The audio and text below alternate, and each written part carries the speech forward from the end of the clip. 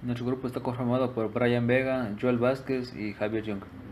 Nosotros vamos a hablar sobre la ecología humana. Crecimiento de la población humana.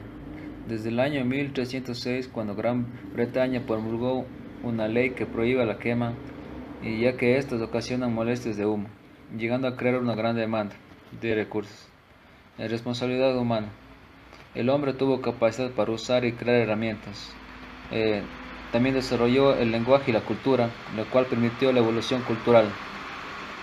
Causas del crecimiento explosivo, como el desarrollo de medicamentos, la producción industrial de alimentos, el desarrollo de fertilizantes artificiales. También existió algunos desarrollos en los ámbitos de la medicina, alimentos y química. Ejemplos: incisiones quirúrgicas. Existió productos para la venta o cambio. Fabricación de abono artificiales. Problemas ambientales. Estos provocan efectos no deseados, provocan daños en la salud y afectan a la tierra. Tipos de contaminación. Contaminación olfativa, artificial, visual y auditiva, etc.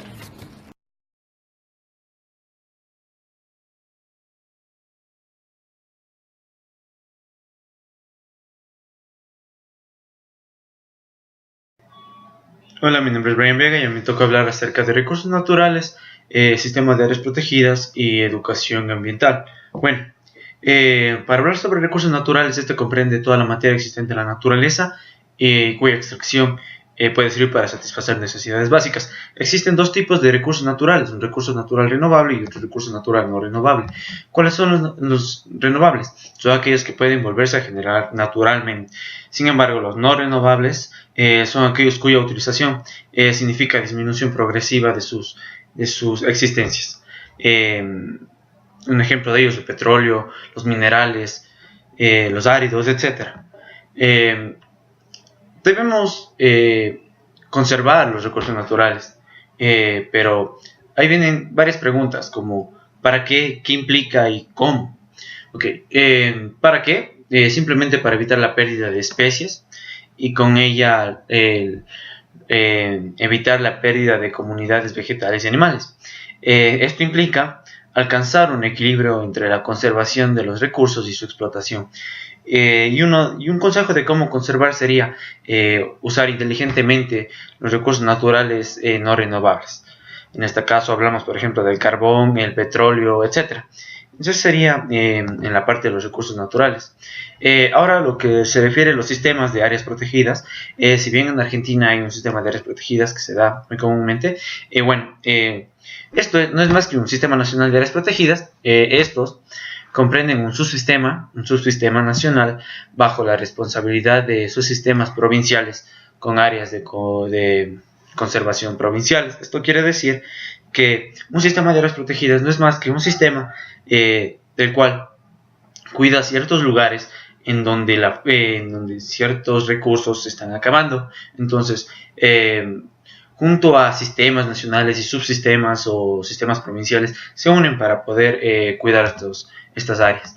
Bueno, las categorías nacionales e internacionales de áreas protegidas, si bien en las diapositivas que se le mandó a usted, profesor, se van a mostrar unas 10 categorías de áreas naturales protegidas que son reconocidas a nivel del país. A nivel del país estamos hablando en el nivel de Argentina. Bueno, algunas de esas son reconocidas y establecidas en organismos nacionales. Las tres primeras categorías, es decir, de la 1 a la 3, no permiten ninguna actividad humana, mientras en cambio las otras categorías sí lo permiten y están integrados los seres humanos. Y ahí a cuestión se quedan las categorías, usted puede revisarlas, profesor, con toda paciencia. Ahora, vamos a hablar sobre otro tema que es educación ambiental. Si bien en la actualidad no se da mucho esta educación, puesto que hay esa despreocupación por las personas, estudiantes, universitarios de colegio o profesores también que les dan poco importantismo al ambiente, a cuidar el medio ambiente, mejor dicho. Entonces, la educación ambiental es una manera de despertar conciencia y de invertir la imaginación en las personas para la solución de problemas y para la preservación de los recursos. Entonces, se puede dar educación ambiental de dos formas. Hay una educación ambiental formal en la que se da como materia en un colegio y la no formal en la cual se incentiva mediante cursos, mediante talleres o mediante ONGs para enseñar y solucionar este tipo de problemas. Uno de los componentes de la educación ambiental viene dado en conceptos ecológicos, en concientización y en capacidad de acción. Y ahora, para terminar, los objetivos de dicha educación ambiental son tanto la conciencia de las personas, los conocimientos y proporcionar para poder solucionar los problemas, los valores para poder cuidar y conservar mejor nuestros recursos, las destrezas, qué podemos hacer o cómo podemos mejorar, y la participación, la ayuda entre todas las personas para poder así salvar mejor o poder cuidar a los recursos.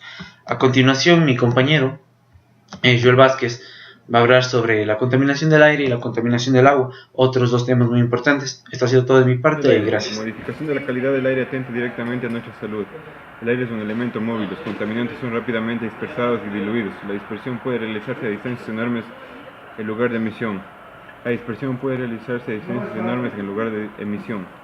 Las necesidades económicas, entre otros motivos, hicieron que los gobiernos acepten la erradicación de industrias que en países desarrollados tienen estrictas normas que respetar para la posesión y deposición de desechos resultantes. Fuentes de contaminación, fuentes naturales, erosión neotrópica del suelo, volcanes, incendios espontáneos, organismos vivos, materiales radiactivos naturales.